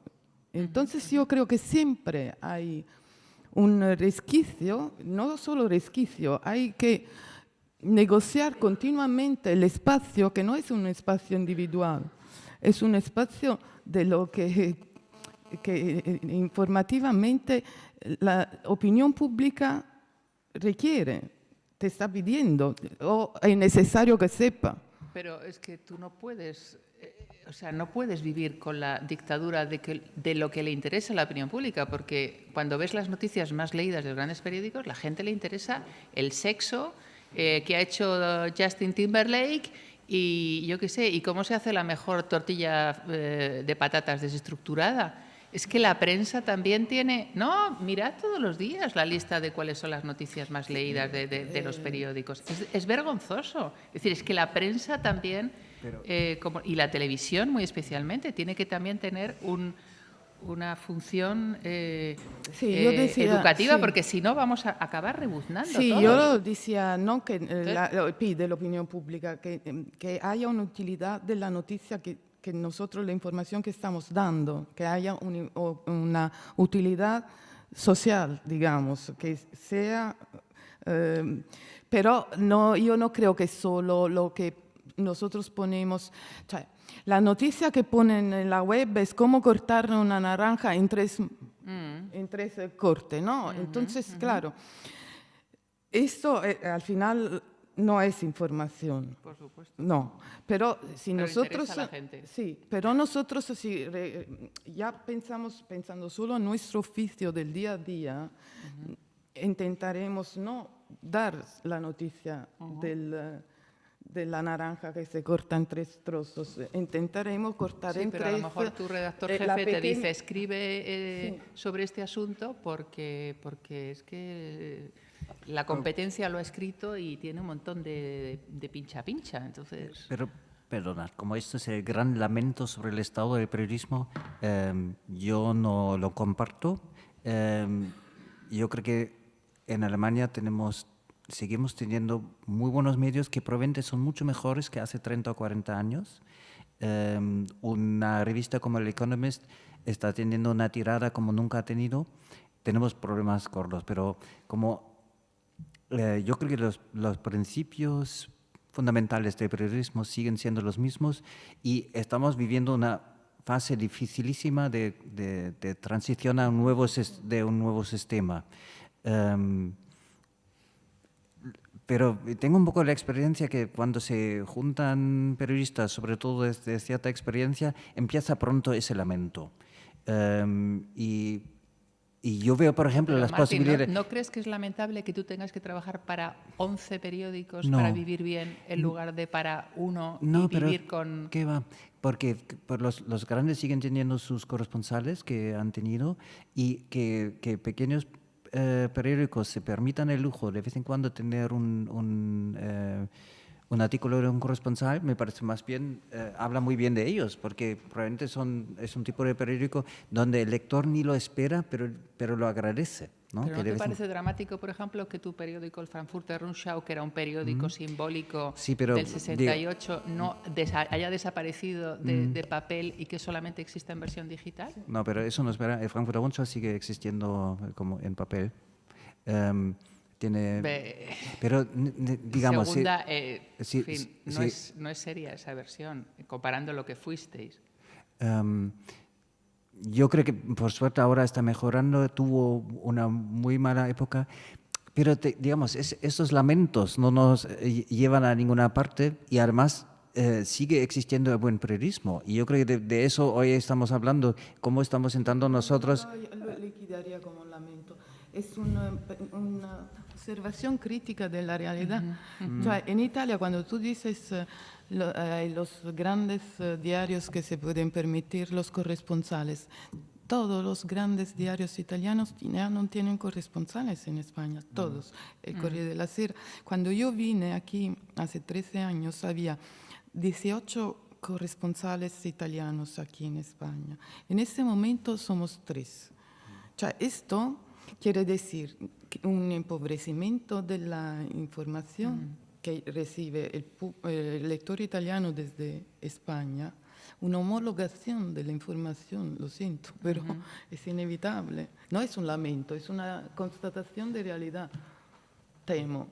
Sí, pero como yo pienso, como eso no era el tema de esta reunión y de repente estamos, y siempre pasa, se reúnen unos periodistas y dicen lo mal que va todo, digamos, en principio en parte lo sabemos y no todo es solo por la maldad de la red que de repente cuenta los clics, lo que la gente realmente lee, porque probablemente antes en el periódico la gente leía también sobre todo las noticias más morbosas y siempre en Alemania el Bild-Zeitung ha sido el periódico más vendido, que tiene eso por sistema. Me gustaría hablar del buen periodismo que estamos nosotros intentando hacer y yo estoy convencido que va a encontrar siempre su hueco y ojalá también encuentren una forma de que sea financiable, ¿no? Porque ese es el problema. Y yo, por ejemplo, veo la red como una posibilidad, por eso creo, entre otras cosas, que nuestros artículos son mejores que antes, porque para nosotros es mucho más fácil comprobar datos. Lo que me costaba, yo llegué aquí hace 22 años, comprobar datos, encontrar cifras. Yo siempre me acuerdo de una llamada del Ministerio del Interior preguntando cuántos asesinatos en España había habido el año anterior. Su respuesta fue, eso no lo puedo saber en el Ministerio del Interior. Hoy te metes en la red y encuentras una estadística oficial con suerte en medio minuto. Hoy en día es tanto más fácil. Te acuerdas vagamente de una cita de alguien, le quieres citar. Antes ibas a tu maldito archivo de papel y buscabas durante media hora. Hoy haces un clic y con tres búsquedas lo tienes. Yo creo que nuestros artículos pueden ser mucho más profundos de lo que eran en cuestión, en menos tiempo. Y yo lo veo como una gran ventaja.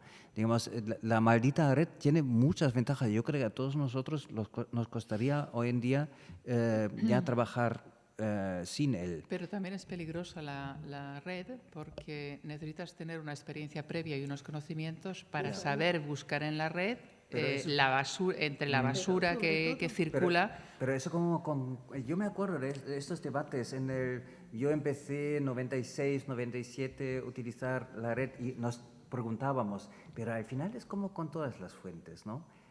También las fuentes personales tienes que saber distinguir entre una sierra y otra que no lo es. Pero, Tienes que saber quién es la fuente. Claro. Y si tú no tienes ninguna, digamos, experiencia, sino la de haber hecho el refrito con la información de otro, nunca sabrás llegar a verificar la veridicidad de esta información, que sería lo suyo, digamos. O sea,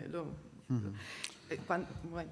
Sí, si me permitís, os voy a sacar de la red por unos instantes, porque estamos avanzando en el tiempo y hay algunas preguntas. Si me permitís la broma, estáis siendo muy buenos periodistas opacos. Habéis hablado todos de fuentes, pero en ningún momento habéis dicho qué fuentes utilizáis en términos diferenciales con relación a los periodistas locales, que es una cosa que me interesa muchísimo, porque vosotros trabajáis para opiniones públicas que no son las del país donde trabajáis. Y por tanto no están interesados por los mismos temas necesariamente, y de hecho sucede así. Es decir, a veces se le da mucha relevancia para informar a los italianos de un tema sobre el que aquí la prensa local le está dando una relevancia relativamente escasa. Esto sucede en algunas ocasiones. No siempre, no es lo general, pero sucede en bastantes ocasiones, ¿no? ¿Por qué? Y luego otra cuestión que me parece fundamental. Claro, vosotros exportáis la imagen de un país. Exportáis a vuestro país la imagen de Francia, en este caso, la imagen de España a Italia, la imagen de España a Alemania. ¿Existe el fondo de reptiles? Porque que yo sepa, los gobiernos siempre han estado en el ámbito de las corresponsalías.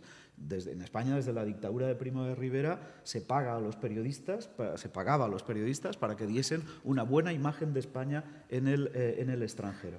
No, evidentemente sé que vosotros nunca aceptaríais un soborno. No, yo diría, ojalá existiera. Lo aceptaríamos directamente. Exacto. No nos ofrecen Es nada. una putada.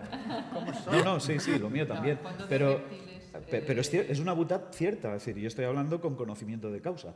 Uno va al archivo del Ministerio del Interior y ve las minutas.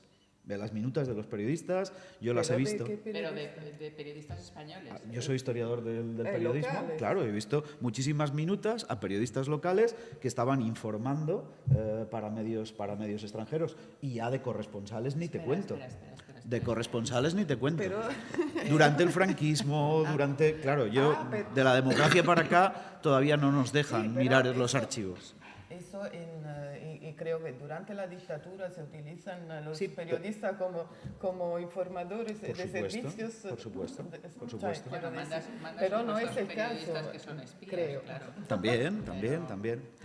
Pero enlazadlo todo, es decir, Pero fuentes vamos a ver, diferenciales. tú tienes datos concretos históricos que dicen que España mandó corresponsales para que mejoraran la imagen de España en el país donde estaban. Sí, O sea, la marca España versión corresponsal. ¿Y qué datos eran? Esto sucede en toda Europa desde la Primera Guerra Mundial. Pero para eso están los embajadores, no hace falta mandar a un periodista. No, ni muchísimo menos. Que va. La credibilidad del periodista, sobre todo si trabaja en un medio de comunicación que se ha ganado precisamente esa credibilidad, es muchísimo mayor que la de cualquier encargado de negocios político, que por definición es político y está enviado por un gobierno. ¿Y Se trata de puedes dar periodistas algún ejemplo de independientes. esos periodistas mandados?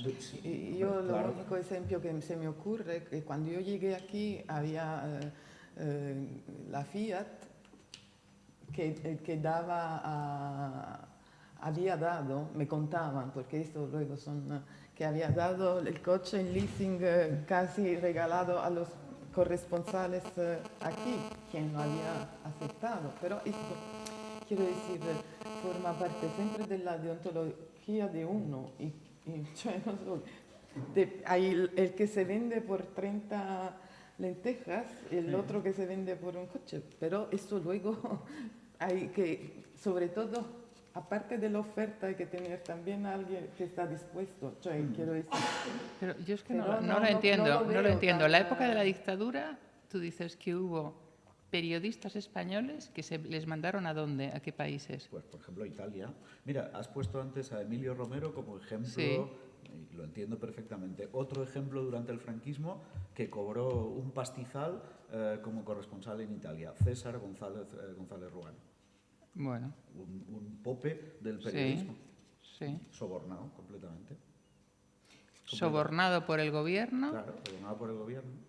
Para hacer propaganda en Sí, Italia a favor de España. Sí, y además se pero dejó este tipo sobornar incluso por el gobierno italiano para que diese buena imagen de Italia en sus crónicas que enviaba a España. Esto sucede. Eso me parece más lógico, pero César González Ruano fue un tipo que fue perseguido incluso porque era corrupto, pero corrupto de hacer negocios. Con vidas humanas. Sí, con todo. Que pasaba de la sí, y luego vivió en el Ritz. Sí, ocupada. claro, este tipo estuvo antes en París.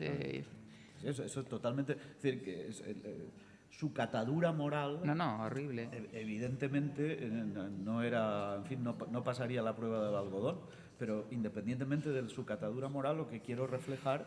Pero es que en aquella época había poquísimos corresponsales. Mucho interés por parte del poder en teneros vigilados, observados, en pasaros determinadas informaciones, si no os pueden directamente comprar. No, porque lo lógico sería que en todo caso intentaran untar a los corresponsales en el lugar donde les interese, es decir, invitar a los corresponsales alemanes, por ejemplo, el gobierno español que os invitara, yo qué sé, a hacer por eso he preguntado al principio viajes o historias y eso. Rajoy no trata de la misma manera a los corresponsales extranjeros. Rajoy, seguramente Hollande, claro que son cosas distintas. Pero si no los no corresponsales, estoy pidiendo que me digáis, los corresponsales extranjeros, no de interesan manera al diferenciada. país donde estamos, para empezar, porque nosotros no creamos opinión pública.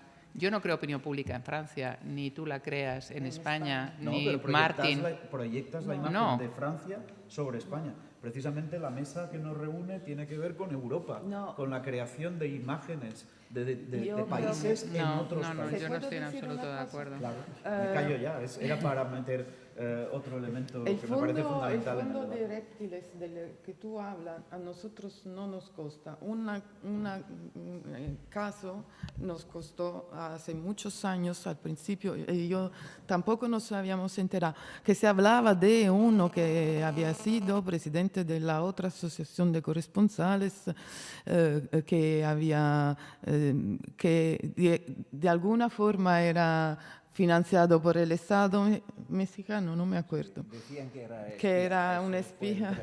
Sí.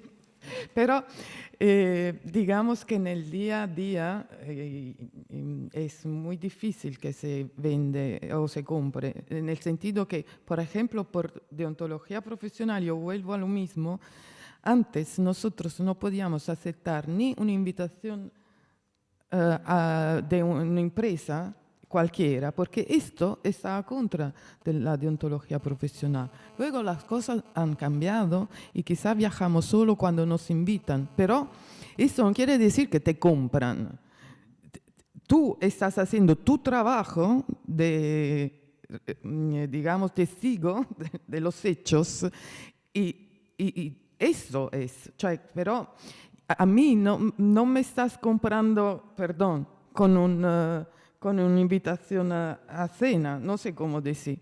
Entonces, cuando tú dices, no entiendo si nosotros trabajamos para otros dueños, además de lo que tenemos, que además son empresas que no son específicamente periodísticas, así que tienen ya sus intereses económicos, es que tendríamos muchos dueños, ¿no? Y yo por esto vuelvo a la simplificación, que es, ¿tú qué haces? ¿El periodista o no? Otra cosa. Todo lo que tú hablas es otra cosa. Yo insisto, no es tan complicado al fin y al cabo. Hay un ejemplo, además, ahora recientemente, a los corresponsales de Televisión Española les han pedido hacer una especie de pequeño vídeo de todos los lugares donde ellos están, un vídeo que sería para la imagen de España, ¿no? Para la marca España. Todo el mundo ha dicho que ni habla, que ellos no están para hacer en fin, vídeos promocionales para marca España, que se busquen ellos la vida y tal, pero los corresponsales de Televisión Española están para otra cosa. Yo creo que lo del el fondo de reptiles es una de esas leyendas urbanas que tal vez existió en la etapa de la transición, pero solamente para periodistas españoles. Y de hecho, por ejemplo, dentro de los sobresueldos del PP, pues claro que hay algunos periodistas que han sido y a lo mejor siguen recibiendo algún tipo de ayuda o prebenda o dinero incluso por hablar bien del PP. El propio presidente de Radio Televisión Española estaba dentro de la lista de las personas que tenían dinero. El único caso que yo recuerdo de intento de influencia por parte del gobierno español a los corresponsales fue el 11M precisamente, ¿no? Y no solo se llamó a los embajadores. Y ni me llamaron a mí. ¡Qué vergüenza! No estaba yo en el grupo. Pero fue algo muy Pero excepcional. eso fue cuando por eso, la llamada de Ana Palacio, ¿no? Sí, la ministra. Entonces, por eso llamó tanto la atención, porque fue algo muy excepcional. A mí no me llamaron, a mí me engañó Ibarretxe, que dijo públicamente que él pensaba que había sido ETA. Y pensé, sí, lo hice Ibarretxe, pero bueno, eso es otra historia. Pero es realmente el único caso que yo recuerdo en España y cada vez más también en Alemania. Se tiende a pensar que nos dejamos influenciar mucho por poderes variados, ¿no? Por intereses. Y intereses económicos sí podría, me imagino que existen, sobre todo en periódicos locales que no escriben, como El País no escribe mal sobre el Santander, en mi pueblo no hablan de la fábrica de patatas fritas, que es la mayor de Alemania, y entonces realmente es un poder tremendo de pommes frites. Y no, en el fondo no vas a leer un mal artículo sobre ellos porque tienen poder ahí en el pueblo. Pero cuanto más arriba vas al nivel nacional es cada vez más difícil y es bastante sorprendente el nivel de libertad. Incluso, por ejemplo, la radio pública podría haber cierta influencia de los partidos porque están en los consejos, no como, pero yo solo fueron 2 años, pero luego tengo muy buenos amigos ahí, dicen, nadie se atreve a influir allí en la línea editorial. Y hay programas excelentes de televisión pública alemana, Monitor, más bien, con unas denuncias tremendas. Más bien la radio y televisión pública, ¿no? que sería lo más cercano al poder, es más bien un medio muy, muy crítico siempre. Es una diferencia con la radio y televisión estatal. Yo creo que ahí sigue siendo de todas maneras diferencia con España, pero tampoco nunca tan extremo como se pinta, ¿no? Como esa idea de que los periodistas están siempre al servicio de alguien. Y yo me acuerdo, una vez, claro, nos entrevistan a nosotros, entonces yo dije en una entrevista que me pareció muy importante que Podemos hubiera surgido aquí en España. Entonces, uno de los comentarios de los lectores, claro, los corresponsales defienden la línea de sus periódicos. Es que el Berliner Zeitung no sabe que yo estoy hablando de Podemos y no tiene ninguna línea sobre Podemos, sino publican lo que yo les escribo. O sea, ahí tienen la confianza de mí. Esa idea de la influencia permanente y muy famosa, el viejo corresponsal Walter Haubrich era izquierdista hasta la vergüenza, trabajando para un periódico conservador, que es el Frankfurter Allgemeine, y les daba un poco igual. Por otra parte también se puede decir eso. Mira, información internacional, a lo mejor en el caso de Bruselas y de Estados Unidos, pero en un país como España, aquí podemos escribir cualquier cosa. No, y sobre todo yo, perdón. No, digo, sobre todo... No te dejamos hacer preguntas. No, sois autogestionarios. Sobre las fuentes y... No, sobre todo yo, ¿cómo se dice? Spezzare una lancia en favor de... rompo una lancha en favor de un trabajo de los corresponsales de spunta, digamos, con la prensa local, porque si es verdad que uno se indigna considerando que Rajoy no da una entrevista a la prensa nacional nunca. Y es verdad también que si lo publica la corresponsalía, el día después esta información vuelve y siempre es una información de ida y de vuelta. Quiero decir que Sí, para Rajoy ha sido más fácil una entrevista con un medio internacional porque no tocaba los temas candentes y es verdad también que se está retratando también a nivel internacional si hay alguien que allí está haciendo su trabajo. Quiero decir, yo he tenido personalmente una experiencia muy positiva de mi trabajo de corresponsal cuando en el primer gobierno de Zapatero había toda la agenda de reformas sociales, como por ejemplo las uniones homosexuales, el divorcio express, y esto en un país en este momento, en aquel momento, como l'Italia, donde había el gobierno Berlusconi, en un país muy conservador con la Iglesia Católica, la corresponsalía era una manera para que un debate social volviese a la agenda pública italiana, de la que había sido expulso de la agenda política italiana. Y eso es muy importante, porque eso siempre es un trabajo de ida y de vuelta entre... Permíteme, Paula. Yo me acuerdo, es que justo cuando estás contando, gobierno Zapatero, gobierno de reformas, estuve en Torino, una conferencia en Torino, y me di cuenta de que aquello parecía un poco como la Rusia de Gorbachov, donde el mundo exterior a Rusia hablaba increíblemente bien de Gorbachov, todo eran alabanzas a Gorbachov, pero las críticas internas eran extraordinariamente porque el desabastecimiento, etcétera, etcétera. Claro, ¿cómo no voy a pensar que hay una proyección hacia afuera donde los corresponsales juegan un papel fundamental, que no necesariamente se corresponde con las opiniones públicas interiores? No, en Italia estaba pasando. Sí, pero allí aquí estaba pasando. Teniendo muchas críticas. Mientras eso sucedía, la Iglesia Católica Española, que no solo está en Italia, que está aquí, sacaba a la calle a 1 millón de personas a protestar contra el matrimonio homosexual. Sí, allí, claro, y en Italia estaban encantados. En este momento se utilizaba políticamente porque era digamos, una manera de bypassar la censura política. Hasta que Zapatero no fue a tomarse el café con Berlusconi en Sardinia, en su villa. Entonces, toda la esperanza de la izquierda, digamos, italiana se vino abajo porque en cambio de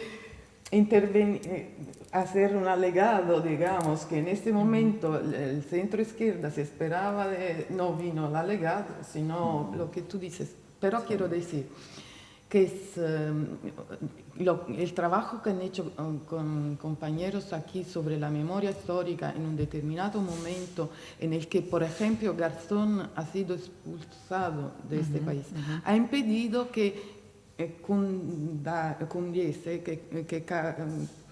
que se impusiera la ley del silencio, que en este país se ha impuesto sobre esto.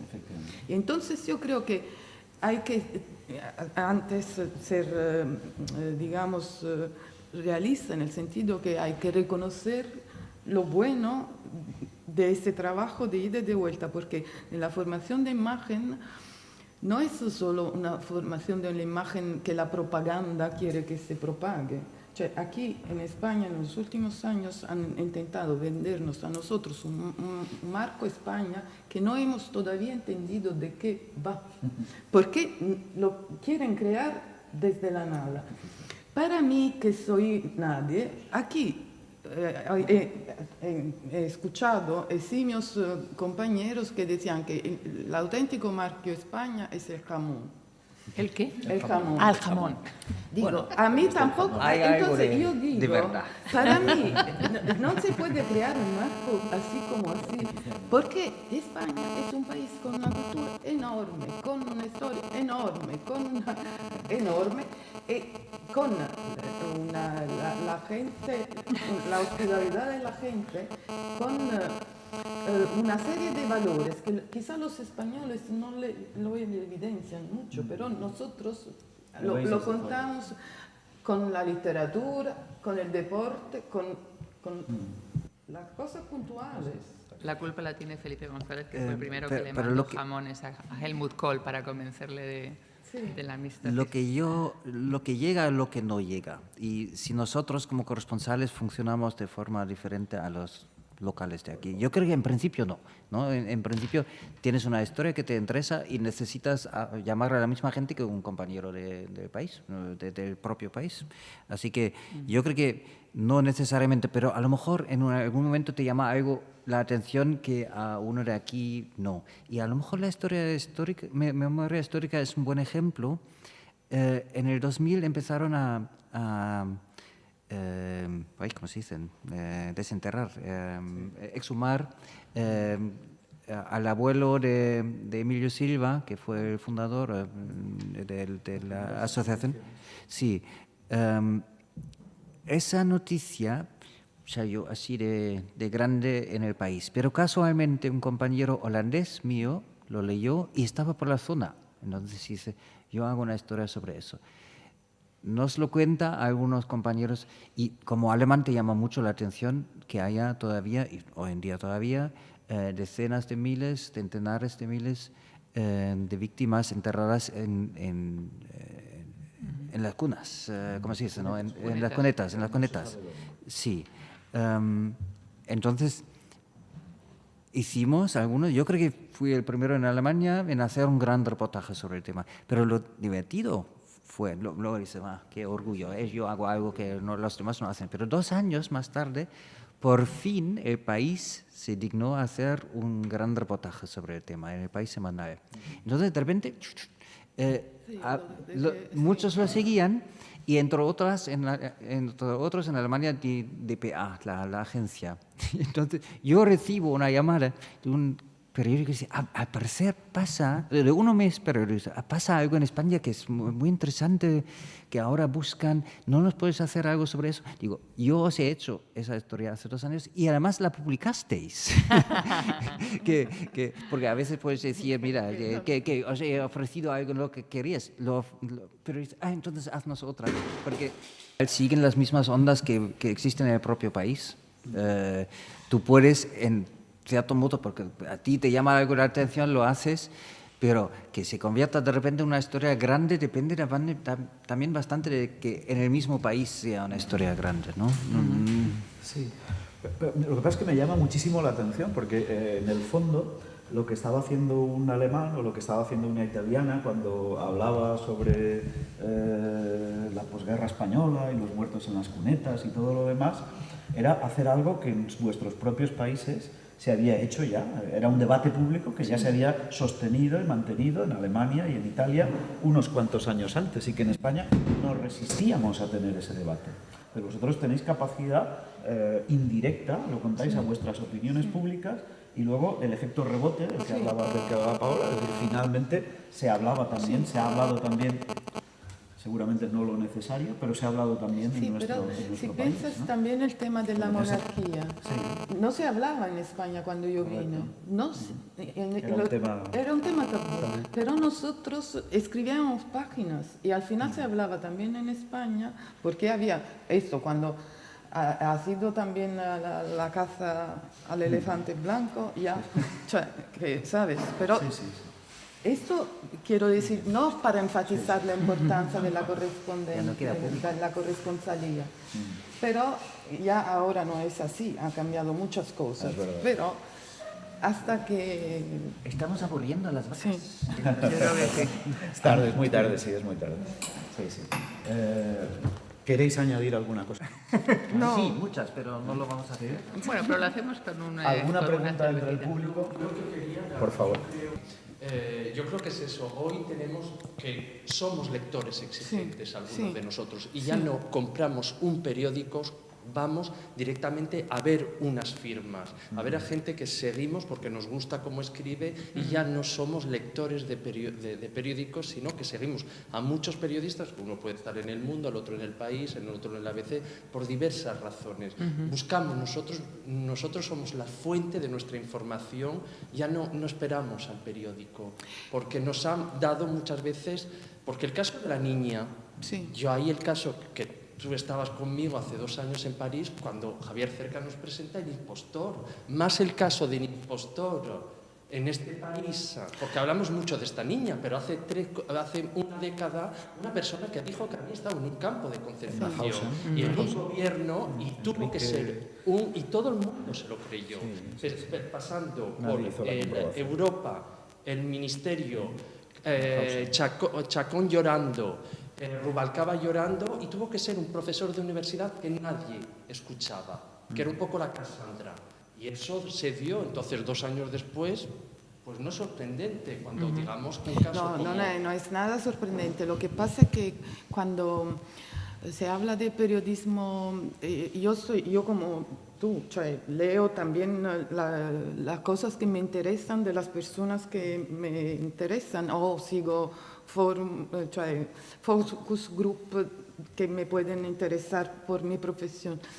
Pero es verdad también que esto de pensar que el periodismo a la carta, digamos, es libre de manipulación, esa es una idea equivocada y muy equivocada, porque esta información también está muy manipulada y lo sabéis todos, lo sabes tú como lo soy yo.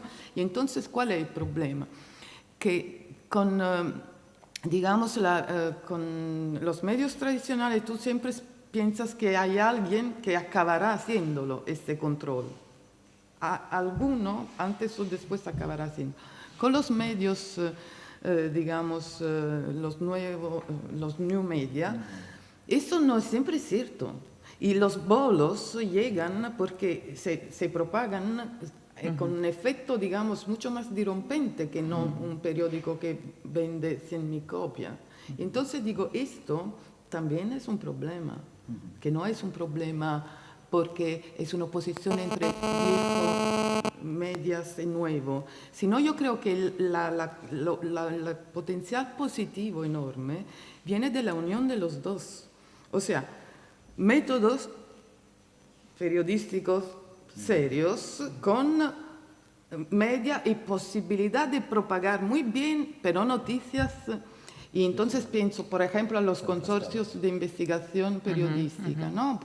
Esto sí que son interesantes porque dan posibilidad de invertir recursos que ya nadie se puede permitir. Y a la vez movilizar profesionalidades. Entonces, sí, ¿sabes? Siempre que a su vez estos no sean movidos por otros intereses espurios, pero es que estamos en la transición. Tenemos que llegar poco a poco. Yo creo que lo del impostor, ¿cómo se llama? Ana Marcos, ¿no? Enrique. Que perdón, lo estoy confundiendo con Marcos Ana. Y yo creo que eso es muy difícil. Yo creo que era el portavoz del grupo de supervivientes de Mauthausen. Entonces, tú sabes que los propios, que habían engañado a los demás. Allí, si empiezas como periodista a dudar de todo, decir, tú realmente es tan poco probable. Yo veo sí una grandísima diferencia con el caso de Nadia, ¿no? Allí lees los hechos, dices, eso es inventado. En ese caso es como dudar de que Rajoy sea el presidente de gobierno. Como decir, le han elegido, si las propias víctimas de Mauthausen no decían, le habían elegido. Sí. El caso es que esa mentira la llevaba fraguando 30 años, 40 años, cuando no había internet, cuando tú llegas y te presentas como alguien y es muy difícil que nadie pueda investigar eso. Sí, pero Internet no lo descubrió. Es que esto es muy importante por lo que decía Pablo. Internet no lo descubrió. Lo descubrió, permitidme que lleve